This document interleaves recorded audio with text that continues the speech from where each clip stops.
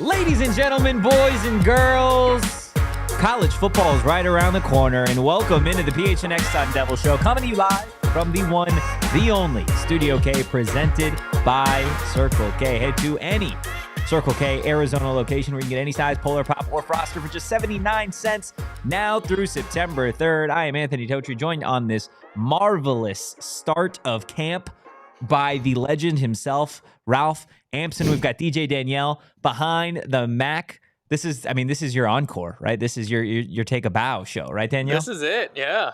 Goodness. And what a way to go out. What is happening? Explain this to me. Ralph, we just dropped this on you, man. We just dropped this on. Is this your last show that you're producing? Yeah, this is the last show I'm producing. Yeah, this is the last show, Ralph. We got to make it good, man. What's next? I'm just gonna be a photographer now, Ralph. We're good. I'm not going anywhere. I'm just changing roles. Just swapping around. You know, we like to keep everybody on their toes a little bit. Yeah, I love to ask that question because, you know, when somebody like moves from one thing to another, it's always bigger and better on the horizon. Nobody's ever, you never ask the question, what's next? And someone's like, utter despair. Yeah. But it is awesome working with you, Danielle. I gonna miss you on this end. I'm still gonna be around, Ralph. Okay. We'll see you. I'll still be around. We'll see you. But I appreciate you, Ralph. You're the best. Guys, do us a solid. Hit the like button, hit the subscribe button, and drop a 5-star review. Do it for Ralph. Do it for Arizona State. Do it for Danielle.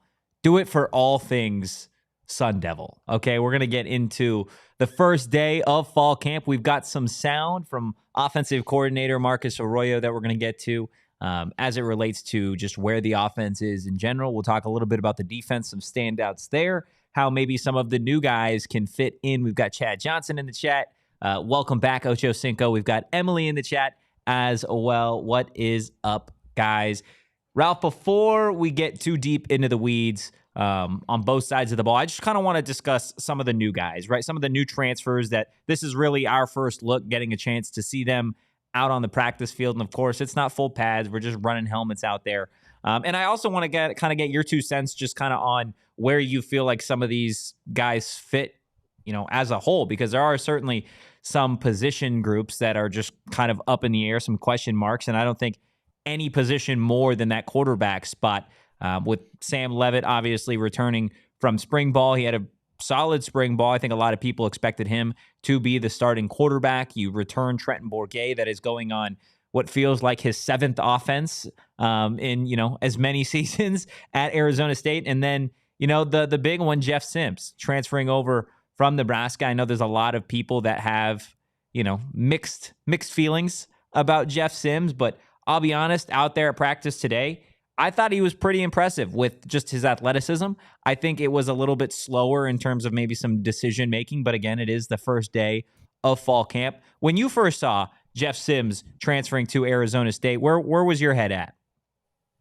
Well, I mean, I think people's last memory of Jeff Sims had a lot to do with the amount of eyeballs that you get on a game when Deion Sanders is coaching opposite you. Yeah. And so people remember that Jeff Sims had an absolutely disastrous performance against Colorado. Kenny Dillingham has pointed out Jeff Sims has earned the starting job at 2 different schools. Yeah. Earned, but the schools that were trying to win at the time. I believe Jeff Sims, the first time he went off at the college level, it was against Kenny Dillingham, if I'm not mistaken. I think he, because he was originally a Florida State commit. Yeah. I don't know if that was to Kenny Dillingham or not. He flipped to Georgia Tech, and then he beat Kenny Dillingham and Florida State in his first ever college start. So, that's going to be Kenny Dillingham's impression of him. Long history there. He is big. He is impressive. He is athletic. He can throw. It's just that we've had quarterbacks throughout history who had all the talent in the world, but they couldn't stop themselves from giving the ball away. Dante Culpepper comes to mind. Small hands, fumbling all the time. when it comes to Jeff Sims, all the tools are there. It makes sense to bring in somebody like that because he has given you as many good games as he has disastrous games, and every coach is going to bet on themselves. Every coach is going to say, I can fix it. And so I think it was worth it bringing him in here, especially when we have a need, and Arizona State has played more than one starting quarterback several seasons in a row. Yeah. There's going to be injuries, there's going to be bumps and bruises, and he brings another element to this offense that I think can be helpful in the right circumstances. And I think he pushes the other guys. Right. Like, I mean, cat's out of the bag, right? You add somebody new and he's going to add a little bit of pressure to the guy that's been there, or the couple guys that have been there. And I think you saw that today, right? Because let's be honest, like Trenton Bourguet gives you kind of what you need, right? He's a game manager, a field general. He's going to, he's going to be a serviceable quarterback for Arizona State if he gets out there. But I think if you look at a Sam Leavitt, a Jeff Sims, there's a higher ceiling with those two, in my estimation, just based off of their pure athleticism that they have. And I think you saw that today, right? Jeff Sims is a really athletic quarterback, and he made athletic plays. And I think at a certain point, you saw Sam Leavitt, when we got into 7-on-7s and 11-on-11s, try and show his athleticism, right? Because you have to go kind of above and beyond early and often in camp if you want to go out there and you want to be the starting quarterback. And look, the headline of today's show is, can Jeff Sims catch Sam Leavitt in the race to be Arizona State starting quarterback? I'm going to be honest, I don't know if he can. I think Sam Leavitt has done enough good already through spring to, in my estimation, look like he's in the driver's seat plenty to be the guy. But again, Kenny is going to put out the best quarterback for Arizona State. And if that happens to be Jeff Sims when Arizona State kicks off against Wyoming, then, that's who it's going to be. And again, there are college fan bases that would disagree about it, but we're out here at practice. We see what they're doing. I didn't see Jeff Sims turn the ball over. Now, again, it's first day of camp, no pads, you're still working on installs and all that type of stuff. So there's still a lot of room for all of these guys. But I was pretty impressed with what I saw on day one of Jeff Sims. We got Will in the chat. Is Jalen Clem out for injury or more personal reasons? Also, got to look out for the 6'10", 370-pound walk-on. We will get into Jalen Clem and the offensive line a little bit later on in the show when we talk about the ASU offense as a whole. I was kind of interested to see with Clem not out there just what the starting five would look like, and it is pretty damn interesting. So we will get into that, but I do want to continue talking about some of the new guys that we got to first look at. Keeping it on the offensive side of the ball, running back Alton McCaskill, the Colorado transfer, didn't play a whole lot because of injury. You go back and you watch that freshman campaign at Houston, and you are like, my goodness, this kid is going to be a top 10 running back in college football. And now you add him to an Arizona State running back room that has a Cam Scattaboo, that has a DeCarlos Brooks, that has a Raleek Brown. Kyson Brown looks bigger and better. We saw Jason Brown, the freshman, class of 2024, the highest rated recruit in Arizona State's class this season. We saw him get out there today. The list kind of goes on at running back. And I heard from a media member out there today that in their conversations with Sean Aguano, it sounded like Aguano and the Arizona State offense wanted to get about 3 running backs involved per game. Right. Now, Ralph, you've been around Arizona State. We've heard this a time or two where it's like, we've got some guys and we want it to be, by a committee. And then it kind of defaults to the bell cow, whether that be a Rashad White, an Eno Benjamin, an Xavier Valade. And now those guys, I think, warranted as many touches as they got. I don't know about you, but I feel like it would help Cam Scattaboo a little bit all season long if you were able to get a Raleek Brown and specifically an Alton McCaskill in the game as often as possible.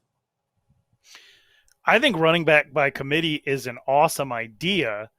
The problem historically for Arizona State with running back by committee, let's take the DeMario Richard, Kalen Ballage, even DJ Foster, even though he kind of moved to a receiver role. Sometimes there seemed to be like a rhyme and a reason for the way they were doing things. And other times, and this is very common, you'd have DeMario Richard get 5 carries on the first drive and with 13 carries the whole game. That first scripted drive, they're leaning on DeMario pretty heavy. and then, he's got 8 carries over the subsequent 7 drives. Yeah. Beyond that, and that used to be frustrating to watch because you want to see some of these running backs get into a rhythm. You move on into the Herm Edwards era, where you have Traylon Smith, who I thought was a fantastic compliment to Eno Benjamin. Yeah. But you and even Daniel Ngata, when he was in that situation, when there's so much pressure on you when you're splitting carries to do something or make something happen with the limited amount of opportunity that you have, that if you're pressing, you might make a mistake. And so we saw Traylon Smith fumble, in his first couple of carries, and they had told us they planned on using him. They loved the way he looked in spring. They loved the way he practiced. They loved the way that he would look in the offense. But because running backs are held to a standard that no other position on the field is held to, they have to be perfect, right? Yeah. He fumbles once, and then all of a sudden, all trust is lost in him. I remember just that game alone. I think ASU won the game I'm referencing, and he walked off the field pissed off. We never heard from him again. Mm-hmm. And so that type of stuff always drives me nuts, because people are gonna make mistakes. So if you're gonna have a running back by committee, you have to understand the situation you've created is gonna make your players press, and you're gonna have to look at the overall workload. So if you hand the ball off 35 times in a game and you had one fumble, that one fumble's not great, especially if you lost it. But what you have to do is you have to look at it in the aggregate. Now, if you have a running back who fumbles 2-3 times, then certainly there are some issues. Yeah. But running back by committee always seems like a good thing, and it's a good way to keep the players interested and competing. But at the end of the day, you want to rock with the one that's in rhythm, with the one that's most dependable. I think every coaching staff in America always ends up defaulting to the person they feel like they can trust the most. So this pie in the sky conversation thing that we have every single season about, look at all these options we're going to have at running back, someone's going to get 65% of the carries. That's how college football works. It's likely going to be Cam Scatterbo. I'd love to see DeCarlos Brooks mixed in there. I think Alton McCaskill super talented. I think that they're so deep at running back. Depth at running back doesn't do much for you at the college football level. It's a great luxury. It is like having a Cybertruck. People are going to look, but no one. They're looking. No one thinks you're cool. It's just so you got a lot of great running backs, but the point is to get from A to B. So get the most dependable one and let's go. Yeah, and I think you could look at this from a couple different ways, right? And of course, Kenny and the coaching staff, it's an all-win now, right? Like, we are trying to win as many games as possible. That's just the nature of college sports, college athletics. It's not what it used to be, where you could take some time to build. You are going to go out there with the intent to win as many games as humanly possible. Now, if that means that Cam Scatterbo is getting 75-80% of the touches at running back, then you also have to be open to the idea of, like, hey, when the transfer portal window comes open and Alton McCaskill and maybe a Raleek Brown or a Kyson Brown, they come to you at the end of the season and they say, hey, I'm entering the portal. You kind of have to live with that, knowing that you decided you were going to give 80% of your carries to your senior running back with no more eligibility. So that's, again, I think another way to look at it. Like, I think now in college football, you do have to kind of evaluate, hey, this guy, he's got 1 year of eligibility left. McCaskill, Brown, those are going to be our quote-unquote bell cows for the next couple of seasons. Like, how do you find a way to kind of keep them happy while also not losing, play on the field? And as an Arizona State fan, I'm going to ask an impossible thing of the fans, but right before the Texas Tech game, which is, I believe, the 4th game of the season. Yeah. Right before that game, when 2 running backs decide they don't want to be on the team anymore, you have to understand the rules of college football and why they left in the middle of the season. Yeah. You're going to have players in modern college football leave in the middle of the season to preserve their red shirts. A lot of these players are going to be told by the coaches, we're going in a different direction. So if you want to preserve your red shirt, I totally understand. We're going to help you on the way out. But a lot of those coaches aren't super vocal on the back end. They just let the fans roast guys who are making the best decision for themselves. I don't feel like Kenny Dillingham is one of those. Yeah. But just understand that when that Texas Tech game comes and a couple of the guys that weren't getting carries decide to transfer out, that's the current environment of college football. Yeah. And again, that's the nature of the beast, because you can literally, I think you can look at every single Arizona State running back and you could be like, like there's something there, right? Obviously a scat. The Carlos Brooks runs out of eligibility this year as well. So those are your two guys that you're losing. Yeah. We already talked about Alton McCaskill. We know what Raleek Brown is as a, just a pure athlete and what he could do. And then you've got your young guys in a Kyson Brown and a Jason Brown Jr. Like the nature of it is not all of those guys are going to play. It's just, it can't happen. It shouldn't happen, to be honest with you, because of the talent discrepancies. So yeah, like you said, when you get to the fourth game, there are certainly going to be some guys that are like, hey, this isn't it. I get it. And I'm going to move on. And I think at this point, you just kind of have to respect that. But the running back position and probably the safety position are really the only two on the roster that I look to. And it's just like, I don't know how you're going to get all of these guys on the field at once. But you look to some of the other spots on the Arizona State defense specifically, and they added guys from the portal. And it's more so of like, I feel like they're going to play. I just don't know, how they're going to kind of fit in. And that is Zach Swanson, the defensive lineman transfer from Texas, and then Jamon Tapp as well, an edge rusher who, I'm going to be honest, I saw him today and I was like, I had to take like a double take. I'm like, this man is huge. Jamon Tapp is a giant out there. And Prince Dorba and Clayton Smith, like they got bigger, they got faster at edge rusher. Jamon Tapp is just as big, just as fast as those two. And then again, Zach Swanson, whether he plays as an end, whether they move him to the interior of the defensive line, I think is going to be something that they probably try and mess around with. Ralph, I feel like we go through this every year. The interior of the defensive line seems like it's been made up of at least one unique transfer the last couple of seasons, right? You look a couple years ago, Nesta Jade Silvera, and he was an absolute character for the Sun Devils. And a dude last year, name is absolutely escaping me, but he was like part of the reason why they won the UCLA game and had a phenomenal one season. I believe he was a grad transfer for Arizona State. And now you look this season, is it going to be a Jacob Kangaika? Is it going to be a Zach Swanson along a CJ Fight? Like, it's just a big question mark, more so, I think, Ralph, than any position on the team. Yeah, and Arizona State traditionally has, they've brought in a lot of players that have good size and speed to get after the pass rusher, but traditionally the guys that have gotten to the quarterback for Arizona State, they've been undersized. You had Tashawn Smallwood as a 4-year starter. Yeah. You had Will Sutton. We our best pass rusher the last 2 years is BJ Green. Yeah. Who's a walk-on at one point. Yeah. Todd Graham used to let Chris Young loose on the quarterback, and he was like 6'2", 205. Yeah. So, this is we get a lot of these impressive guys in there, LSU transfers, 6'5", 275, not an ounce of fat. But unless you got get off, unless you got effort, it doesn't matter. So even Michael Matus is a guy that Al Luganville told me and a bunch of other media members, I don't even think he's big enough to be on this team. We'll see what he looks like when he gets out there. He was a high effort guy that they ended up missing quite a bit over the last couple of years when he was out with injuries. So, size is great, but at the end of the day, it really, really is about pressure. And we are talking about football, you dirty-minded weirdos. Who wants it more, Ralph? Who wants it more? Vontez Buckshanks, again, my favorite name, or a top 3 name that we have in this YouTube from time to time. Reminding me, it was Deshaun Mallory. Yeah, Deshaun Mallory for Arizona State had a pretty phenomenal season last year. In terms of the interior of the defensive line, he was probably the best player, at least in terms of overall performance. Look, we're going to continue talking about the start of Arizona State fall camp. We are a month away from kickoff, the day that Ralph has been waiting for, Arizona State in Wyoming. I know it's going to be a tough back and forth for you to figure out who you're rooting for. I can't wait. I got the top shelf representation right now. We got the Wyoming and the ASU.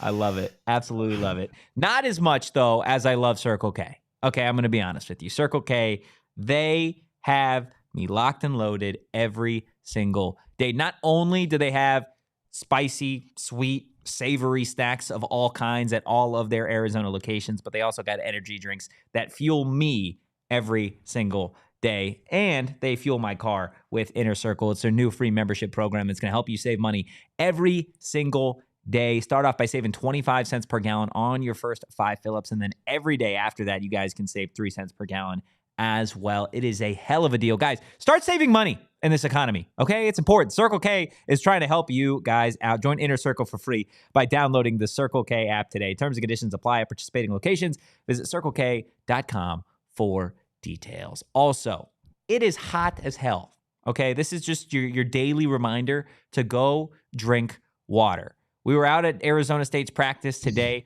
They had to take intervals, like 10-minute intervals at a certain point halfway through of just like, okay, just drink some water. The last 20 minutes of practice, we're in the bubble. It sounds like that's what they're going to be doing for the remainder of fall camp. But you best believe when I was out at those Kajikawa practice fields, I had my Shady Rays on. That way I can see. That way I'm not blinded by the light, not blinded by the future of what Arizona State football is going to be. Because I'll tell you what, it is pretty damn bright. Get ready for the season ahead with quality shades built to last. Our friends over at Shady Rays, they've got you covered with premium polarized shades that aren't going to break the bank. Look, they've probably got a style and colors for you, okay? The traditional hosts on this show, me, Shane, Eric, we all very different individuals with very different styles and tastes. Shady Rays has something for each and every one of us. And if they can service us, they could definitely find something for you. And the best part about Shady Rays is their customer service. If you don't love your shades, exchange for a new pair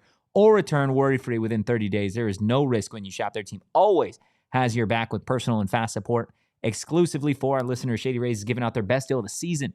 Head to shadyrays.com. Use that code PHNX for 35% off polarized sunglasses. Try for yourself. The shades rated 5 stars by over 300,000 people. Love it. You know what else I love, Ralph? What do you love, Anthony? I love all of our PHNX diehards. They're great people. They really are. We got Sharon, we got Short Bus, we got Donald. If you want to be a PHNX diehard, head over to gophnx.com. Click the little diehard tab, and it's going to tell you everything that you unlock when you become a PHNX diehard. It is a long list. You're going to get access to that diehard Discord. You're going to get a free t-shirt every single year. Free t-shirt every single year. Come on. We've got the best merch in the game when it comes to Arizona sports. You're going to get access to our premium diehard only content, discounts on events. The list goes on and on. Again, super easy. Head to gophnx.com, click that diehard tab, and it's going to tell you everything that you're going to unlock when you become a PHNX diehard. Look, let's get back to Arizona State. Again, hit that like button, hit the subscribe button if you haven't already. I know there's a lot of people really excited to see what this Arizona State offense looks like as a whole. Apart from the quarterbacks, I think there is certainly some talent at that running back room that we discussed. And then you look to the wide receiver room, right? You obviously lose an Elijah Badger. It has been a little bit weird to be out there and not see number 2 just, torching DBs the ways that he's done for the last 3 camps or so. But there have been some impressive players out there. Troy Omeire really, really impressed me today. From the moment that he got to Arizona State, I'll be honest with you, I was like, this kid is just a go guy, right? He's your guy that you just have jump ball and throw it up. He has improved drastically. His route tree, his hands. Today, he made some just ridiculous plays. But despite making some ridiculous plays, he wasn't running with the ones. Now, again, it's still early in fall camp, so things change. But you had Xavier Guillory out there.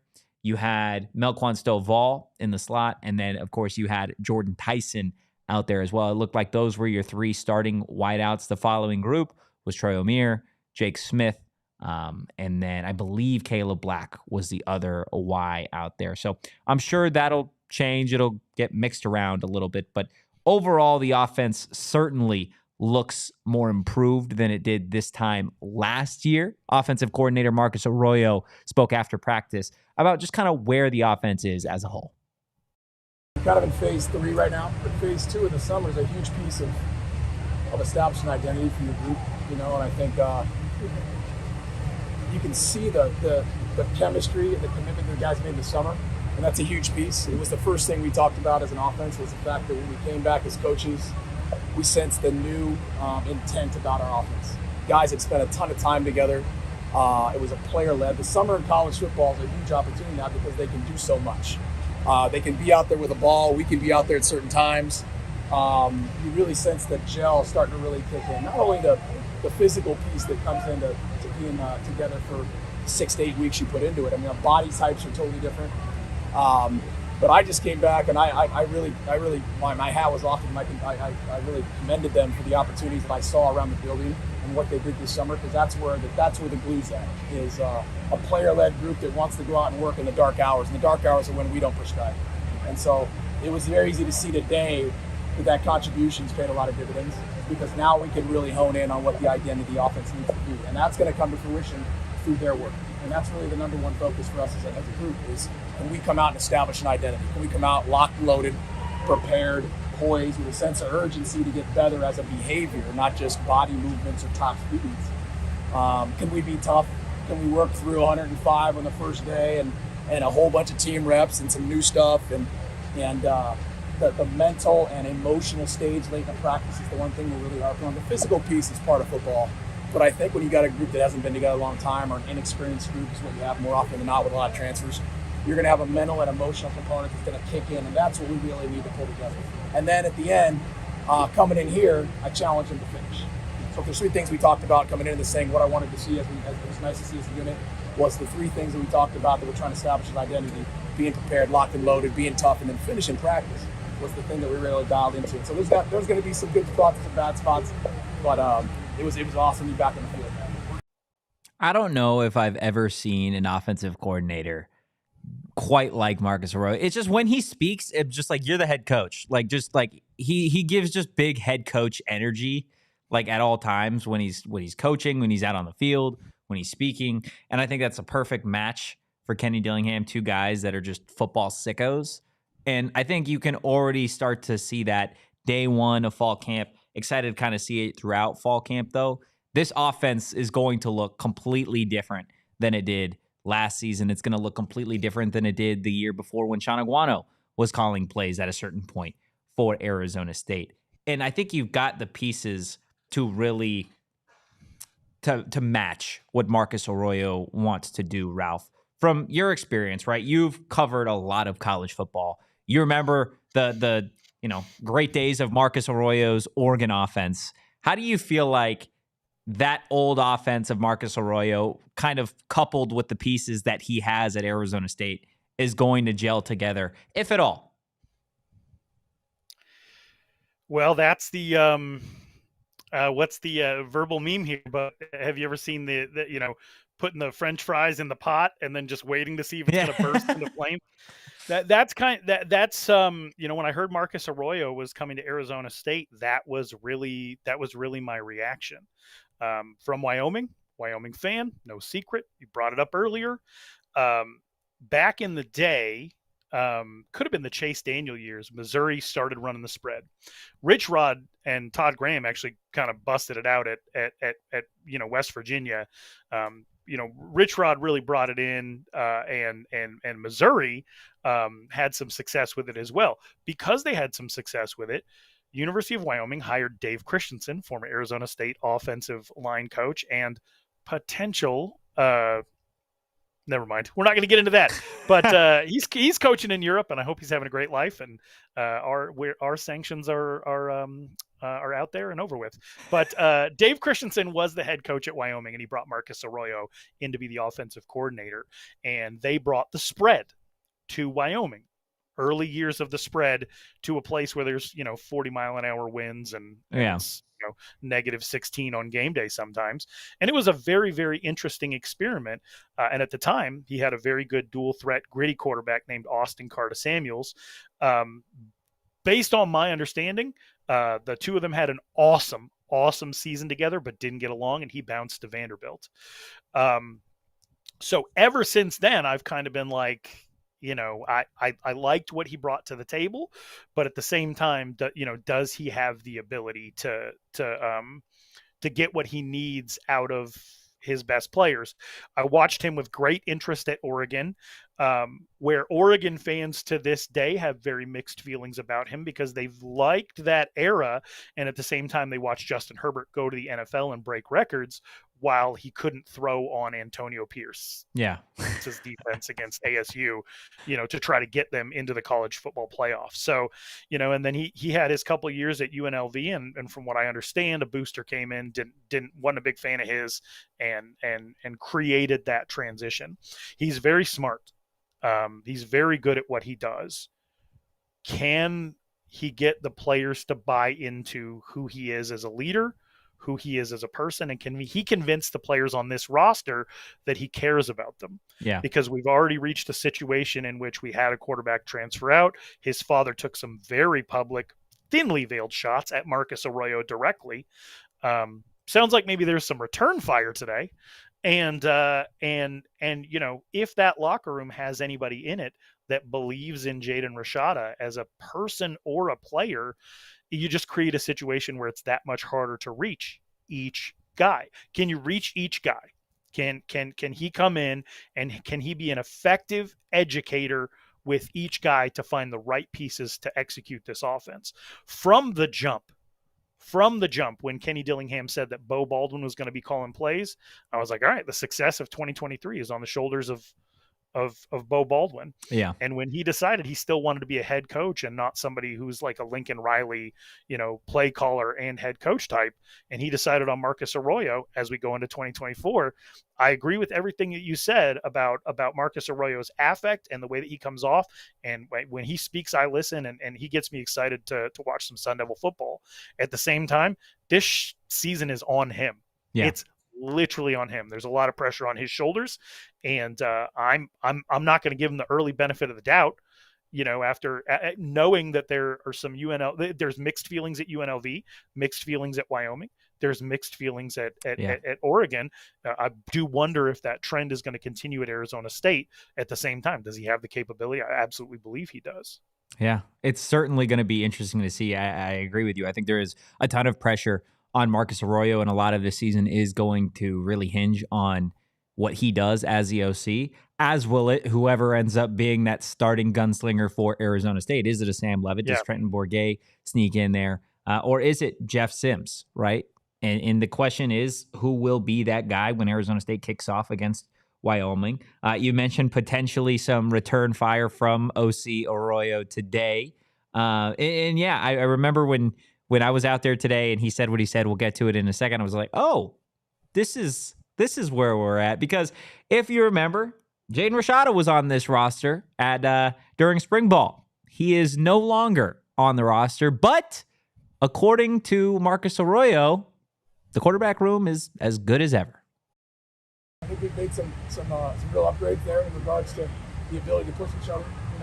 I think Sam's in phase 3 now. He's got an opportunity now to feel like he can take a deep breath in the playbook and get lined up and know what we need to do. Spent a lot of time with me and the group in the offseason really grinding. Jeff came in and did an awesome job of really learning it. T's been here a long time. He's had as many offenses as I've had in 21 years of camp. And so I think the group has really put their best foot forward. They understand that it's a non-negotiable at that position. You got to lead, and you got to lead at that. It's just the nature of the beast. And when you got to lead, you got to accomplish the mission. That's it. You got to accomplish the mission, and you got to take care of your team. That's the thing they understand. They got to do every day. So I think it's an awesome room. That's the day one. I'm excited about seeing it. They got better. The quarterback room got better. Ralph, you agree or disagree? That quote sucked. It was stupid, and he shouldn't have said it.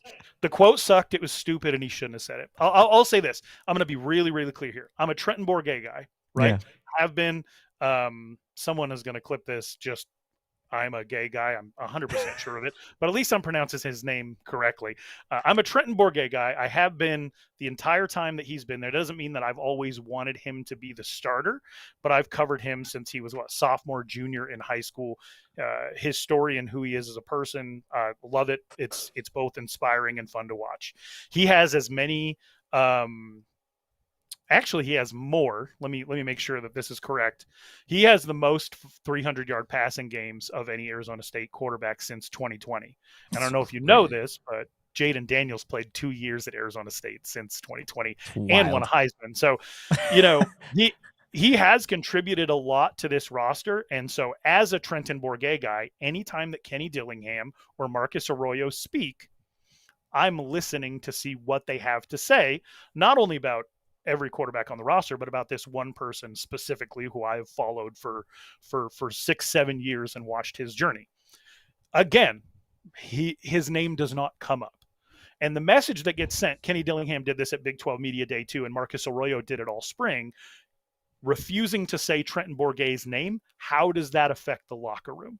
Mm-hmm. Right. So even without the whole "we upgraded," which he had just got done giving a quote about how we'll see how the offense comes together, but he was really being specific about like the people that can push each other. You know, with Jadon Rashada injured, his choice to sit out last year, you know, if he believes that Jadon Rashada wasn't pushing, then it's an honest quote. Then it makes sense. But the idea that it's an upgrade when we really haven't seen anything yet, and to not even bring up the name of the person who again has the most 300-yard passing games in the last 5 years, it creates a situation in which you do have to ask the question: are we playing a little bit of mind games here? Yeah. Are we trying to push Jadon Rashada out in spring by having closed door film sessions with only one quarterback and not the others, which happened in the spring? And Marcus Arroyo even brought it up right now. You know, we had a lot of sessions together in the spring. He also brought up as a group, but he did have a lot of individual time with Sam Leavitt, which I understand as a program. Honestly, you know what you have in Trenton Bourget. You've seen a lot out of Jadon Rashada. You do need to figure out in spring if you're going to bring in somebody else. So Sam Leavitt did need the most action, and he did need the most work. At the same time, you know, he's a very passionate guy. And so, you know, some high highs, some low lows as far as just attitude and reaction to some of the turnovers. You know, he didn't always show up to practice on time. So that kind of created an opportunity for me to maybe bring in a Jeff Sims to challenge him a little bit. But I just, at the end of the day, I hate the quote because Marcus Arroyo knows that the plan was to kind of move on from Jadon Rashada. It was to give Sam Leavitt the most looks. Again, Jadon Rashada wasn't unavailable. And I don't necessarily think that Marcus Arroyo is being unfair in pushing the program in that direction. You have to find a quarterback that's going to help you win because your job depends on it. Yeah. Right. And we want to win too. So at the end of the day, I don't care who plays quarterback as long as we win. But the mental stuff, the mind games, the fact that you had a quarterback on the team for 5 years who's actually contributed a lot to the program, and you won't even say what he does well. You won't even mention his name. That kind of stuff, you have to wonder if cracks form in the locker room. Again, winning cures everything. So if Sam Leavitt goes in and he throws for 50 touchdowns this year, I'm going to look like an idiot for even bringing this up. But you asked what I thought about the quote. I don't love taking a shot at Jadon Rashada as he goes out the door. He was loved in the building by some teammates, by some staff members, you know, and he's a good kid. You know, what is going on between Marcus Arroyo and Harlan Rashada right now? I don't know. I can't like that's unhelpful on both sides. In my opinion, and he's moved on and he's found his place, and he knows he's not going to play this year. So he's in a place where he feels like he's going to get developed. He didn't feel like he was going to get developed at Arizona State when it felt like Marcus Arroyo maybe didn't want him around. But I'm coming from a place where one of my favorite Wyoming quarterbacks of all time doesn't have a good relationship with Marcus Arroyo and played under him. Yeah. So I'm watching this and I'm like, well, this is the school I went to. This is a school I care about very much. This is a school I covered professionally for 4 years. And this is a school I get to jump on PHNX and talk with the incredible Anthony Totri about. I want to know how all the quarterbacks are doing. I don't want there to be mind games, and I just want the best player to play. So I don't want to talk about anybody who's not here anymore. I don't want to try to get a pound of flesh back from Harlan Rashada. And I do want to know what's up with the Sun Devil of Sun Devils, who has done everything he can to help this team win over the last 5 years. You're going to have Arizona State across your chest when you go out to coach. You got to respect the program. You got to respect the people that have contributed to it. You don't want to set a tone for, I just don't want this to be some weird psychological social experiment. Can people handle mind games? And we're going to go with the people that don't. I just say, run them hard, practice them hard, test their mental acuity, throw the guy out there that you think is best. And when he gets injured, make sure that the next guy up is ready, because that's how it has gone, not only for Arizona State, but over the last 5 years, every Pac-12 team. I think there's like 2 teams in the last 5 years that started one quarterback the entire season. Wild. More than one person is going to have to play. So you can't pre-pick a guy, alienate other people in the room, affect your ability to recruit California or something like that by having, people who might be loyal to the Rashadas think that maybe you're not the best guy to go play for. It's very possible that I'm reading too far into some of these things, but I was here watching this program before he got here. I'm going to be here watching this program after Marcus Arroyo leaves. So honestly, I don't care. I don't care, if anybody from ASU watches this and says, we'd love for him to tone it down or not create problems or whatever. Dude, I just want to see this team win. So didn't love the quote, did love the entire discussion before. But again, I want to hear Trent's name said because I want to know what he's up to. The air that the program has given over the last few months is that he's not even part of this competition. Fine. But when we end up having to rely on him again for the 4th year in a row, again, I hope he knows your playbook and I hope you have a good relationship with him. Yeah. Look, I don't think there's any doubt that Trenton Bourguet, when his number is called, is going to be ready. We've seen it multiple times throughout his years at Arizona State. I had a conversation with somebody at the tail end of spring just about how Trenton felt, right? Where Trenton was with the whole transfer in and out situation in terms of you're adding a Sam Leavitt. And then obviously now in the fall, you bring in a guy like a veteran in Jeff Sims. So how does Trenton feel about it? And my response that I got was, doesn't really care. He's survived how many quarterback ins and outs? 15. It's ridiculous. 15. And at the end of the day, he's here. And how many of them were projected to start over him? All of them. And he's still here. And as you said earlier, more 300-yard passing games since 2020 than anybody else in an Arizona State uniform. Yeah, and so, from what I understand, haven't seen the movie, don't crucify me for it, but from what I understand, the whole thing about the movie Rudy, players going in and laying the jerseys on the table, that whole thing was a lie, right? Yeah. Let's not create a situation where that might be true. Like, just have some respect for the person who's had to stay ready for longer than anyone should even be in college. Yeah. And you know what? As an Arizona State fan, if there's somebody better, I hope he doesn't see the field a lick this year. It's not a matter of prejudice, but I do want him to succeed as a person. And I'm sure that there's something in coaches that gives them a little bit of like ick when every time they get asked about Trenton Bourguet, they're like, hey, so what about this guy that might be coming for your job someday? Yeah. It was like this future coach is this guy that you might end up working for. I'm sure there's something in coaches that gives them a little bit of like, I'm the coach. Yeah. And I'm here now and I'm in charge and I have to establish dominance, and that's fine. I'm not saying that that's what's going on, but he is a player of interest on the team, and he should be part of the conversation. He has been willfully removed from the conversation by the coaching staff. And again, if we're sitting here in week 6 and Jeff Sims has an ankle and Sam Leavitt has a shoulder issue that's going to take a couple of weeks, guess who we're going to be answering questions about in press conferences? Yeah. Bourguet. So I don't know. Maybe they can't pronounce his last name. Maybe they don't want to get caught saying I'm a Bourguet guy. I don't know. You never know. Look, the last little thing I'll say about the quarterbacks is there was one out there today that I had to look down at the roster. Me and Jordyn Ham were out there and we're like, who the hell is this guy? And it is the Arkansas State transfer, Christian Hunt, who is a whopping 6'5", 230 pounds. Maybe that's our guy. Redshirt freshman quarterback. Me and Jordyn, I was like, who the hell is this guy?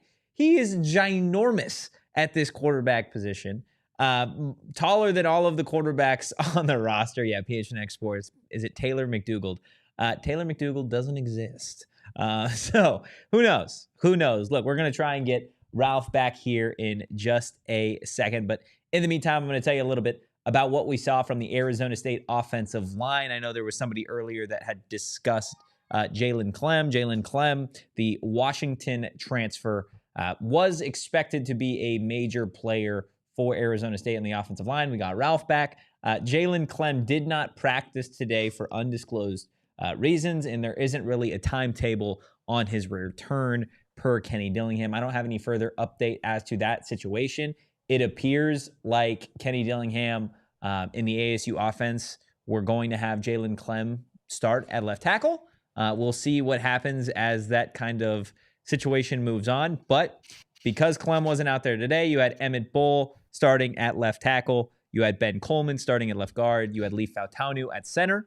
You had Sean Naw at right guard. And then you had Mad Max himself over at right tackle. I'm referring to him as Mad Max because his last name is impossible to me.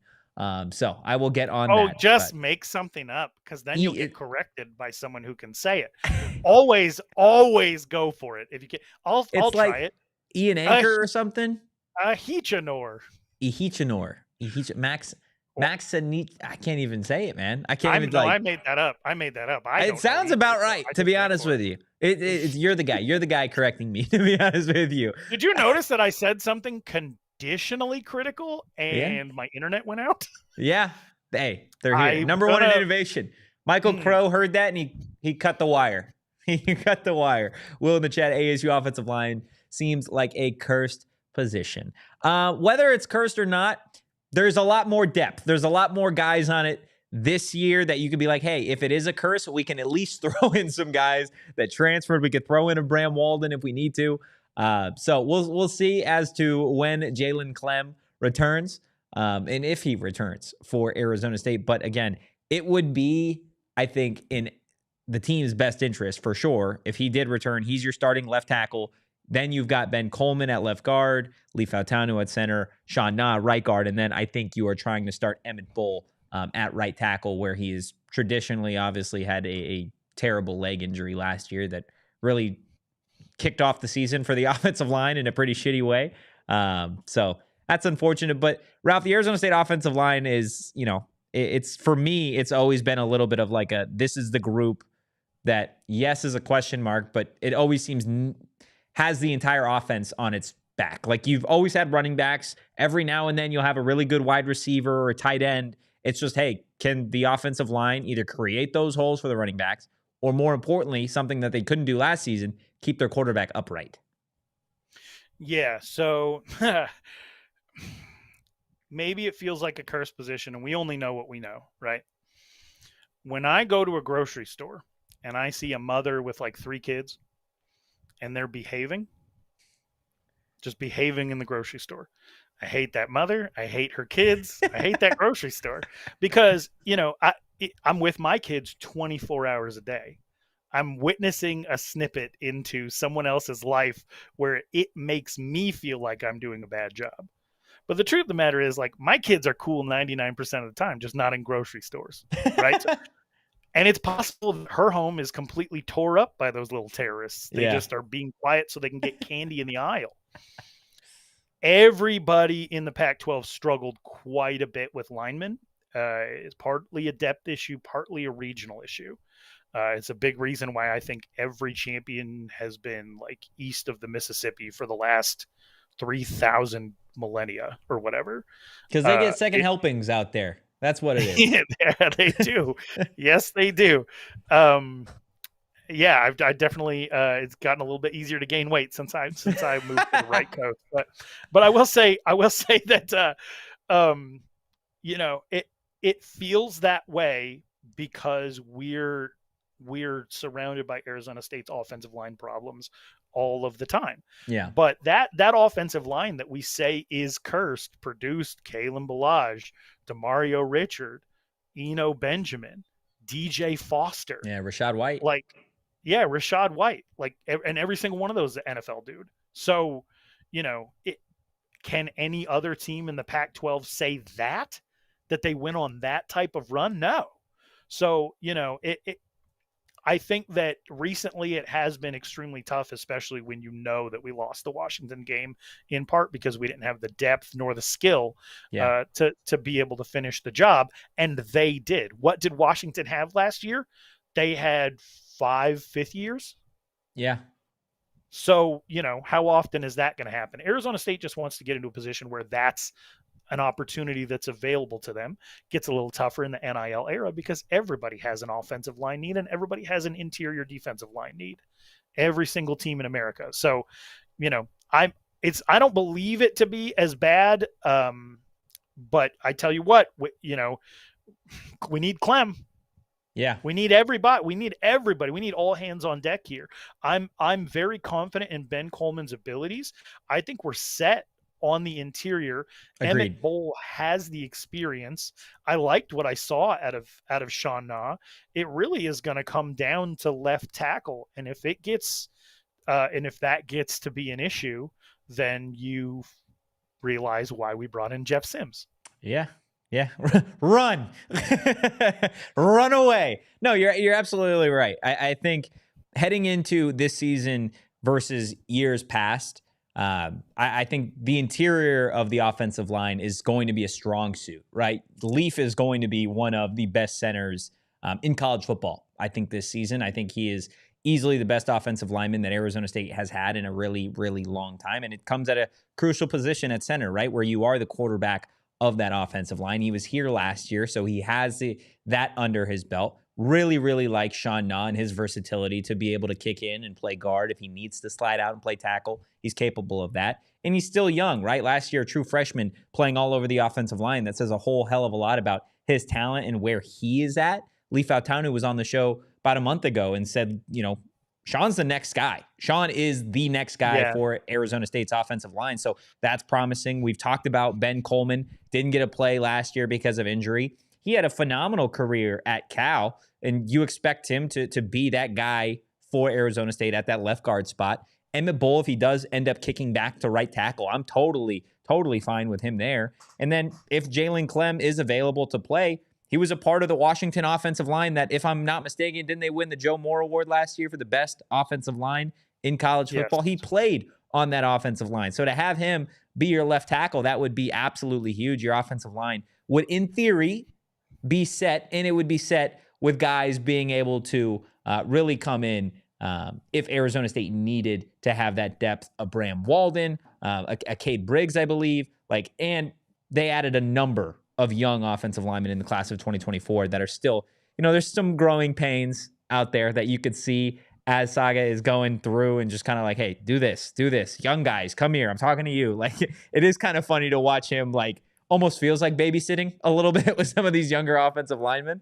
But I think Arizona State's offensive line is going to be fine. Look, we're going to switch to the defensive side of the ball here in just a second. First, I want to tell you guys about a place where you can spend your weekend, and that is Chicken and Pickle. Guys, Chicken and Pickle is a top-tier place. If you've never been to the Glendale location, if you're somebody that enjoys pickleball, go. If you're somebody that doesn't like pickleball, highly encourage you to go. Just check it out. You don't even have to play pickleball, okay?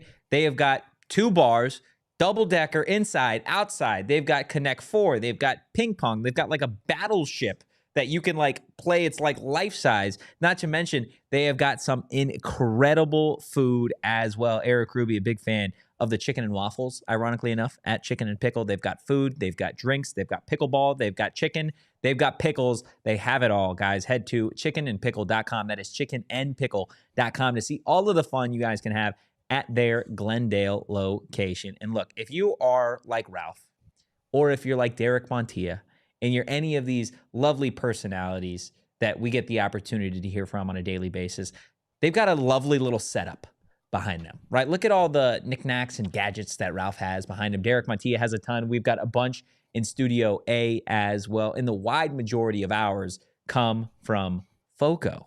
Oh my goodness. You have more how many pens do you have, Ralph? I stole 10 pens from ACC Media Day.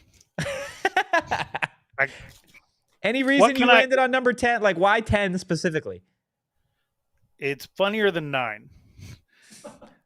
Well, on that note, guys, FOCO, the leading manufacturer of sports and entertainment merchandise with a product line that includes apparel, accessories, toys, collectibles, novelty items, and the list continues to go on. They've got the best officially licensed gear for all sports and fandoms. So FOCO always has our back for Arizona sports, and they've got yours too.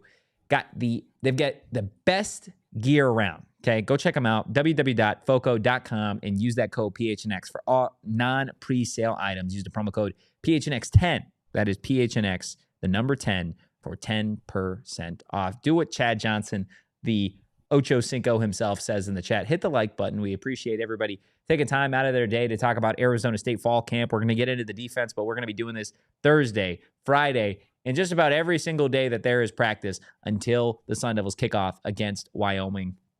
Look, we discussed the ASU offense. The ASU defense is certainly going to be an interesting position group. We talked heavily about the running backs. I would say the next deepest room on this roster is that safety position. It was interesting to kind of see how they rolled them out today. Xavier Alford and Shamari Simmons, those two look like they're going to be the starters in the back end of this Arizona State defense. You could talk about a Miles Rouser. He wasn't at practice today. He's supposed to return either this weekend or next week. So we'll see where he kind of plays in this Arizona State defense. Kamari Wilson running with the twos. Montana Warren out there as well. He's changed his number. He's gotten much bigger. So the safeties as is, I think, is going to be Shamari and Xavier. But there's certainly going to be rotation similar to the running backs. But, Ralph, I want to talk to you a little bit about that linebacker room, because the linebacker room for me, I really, really like the transfers that Arizona State was able to get. You get a Jordyn Crook from Arkansas, right? An SEC linebacker. Now, I know he didn't play a ton actually on the defensive side of the ball, a lot of special teams. You bring in Isaias Fiaseu, the San Diego State team defensive MVP. And then you obviously get Keyshawn Elliott from New Mexico State, who is just, I mean, he's ginormous. Reminds me a lot of Eric Gentry just based off of sheer size. And then you return some guys, a Crew Jackson, a Tate Romney. But out there today, Jordyn Crook was starting and Keyshawn Elliott were starting. I did not expect to see those two be the starting two linebackers. I expected to see a Tate Romney. I expected to see Isaias Fiaseu. What do you make? I mean, obviously it is day one of camp, but how would you feel about that duo being the starting backers for the Sun Devils? I wouldn't know. And it's very possible that a lot of what goes on day one has to do with achievements that happen in the weight room, the dependability of showing up on time. They had group contests as far as, who was able to lift the most, do the most. And it's very, very possible that what you saw on day one was a reward for the last several months. Of effort. It's very possible that it might not be a reflection on what we're going to see. But yeah, in that case, then it would be, it'd be like going into a movie that you picked right before you walked in, never seen a preview, nothing. So I would be incredibly interested. Yeah. Maybe watch a little bit closer. I know what we're going to get out of a Tate Romney, but, no, I think that this is the opportunity to get to see as many people in meaningful rep situations as possible, and you should be rotating it like crazy. And I don't think people should read too much into what they see, because I'm still of the school of thought of, being at practice every single day for years and watching, DeAndre Scott break 40-yard runs when they use him on offense and make plays on defense, and then never once get in a game. So, and there's been a bunch of guys like that. And so sometimes practice doesn't always necessarily reflect what you see on the field, but if that ends up being the case, then, we're definitely going to be going in blind. And I hope that they're ready, in week one for an interesting situation, because this is, if you want to go back and watch the 2020 season opener, because that's Marcus Arroyo's first ever game as head coach of UNLV. That was a week one Wyoming contest. And the defensive coordinator they had at the time, Jay Sawvell, he's the head coach now. So you're actually going to be watching the offense from then against the defense from then in this opening game, Arizona State, against Wyoming. And the interesting thing in that game is, even though UNLV was down $1 billion, they still had a 35-27 run to pass split. So it's very possible that we go out in week one and we just run the living hell out of the ball, try to shorten it up. I don't know. That's going to be so damn interesting. So damn interesting, that first game, just to see what it looks like. Obviously, last year against Southern Utah, it was just the whole game was fucking weird. You had the monsoon that happened, the dust storm. You had the 3-hour delay. There was talks of canceling the game. Like, I remember me and Shane were in the press box. Like, what's gonna happen? Like, what does this say about the start of a new era of a head coach that this is how it starts? Right? You're like, this isn't gonna be good, or at least it's not trending that way. But I think you're gonna learn a lot about Arizona State in that first Wyoming game, and again, more so than you maybe would in years past when it is a first game, right? Because this is going to be a different offense. You're going to have a new quarterback. Your running back is really the only guy that played last season outside of Lee Fautanu that is like been here, that's been in Sun Devil Stadium, started a number of games, and has been a lead guy. So it's certainly going to look different, but the defense is really what's going to be completely different, right? Outside of Shamari, I don't think, I'm trying to think off the top of my head, I don't think there is a single starter from last year, or I guess Clayton Smith, Prince Dorba. So 3. Tate Romney, sort of. Yeah, and that's if he starts, right? So like the defense is going to look completely different. I will say Keith Abney changed his number to 1. So he looks exactly like Jordan Clark out there. I just see the number 1, and it's been Jordan Clark for so long. I'm like, oh, look, it's JC. It's not. But he was out there running with the 1s today. Javen Robinson was out there running with the 1s today. Mason Williams. DB room is certainly going to be a unique spot too, because I think you've got a lot of guys with quote unquote potential coming from places where it didn't work out. They're going to say, hey, I didn't get the playing time that I wanted. Well, you're going to come to Arizona State. We're going to throw you out on the field, and we're going to see, if you warranted that playing time or if you didn't. Again, Keith Abney is going to be one of my favorite players, I think, all season long. Just being able to watch his growth from the moment he stepped on campus last year to where he's at now. Being, stepping outside, being a perimeter corner, and being able to try and take away an opposing team's number 1. And, the only reason he's able to do that is because Ed Woods left, right? Ed Woods was pegged to be your number 1 corner going into the season, and then he just kind of pieced out. He's like, I'm good. Just need a change of scenery, and I believe he's at Michigan State now.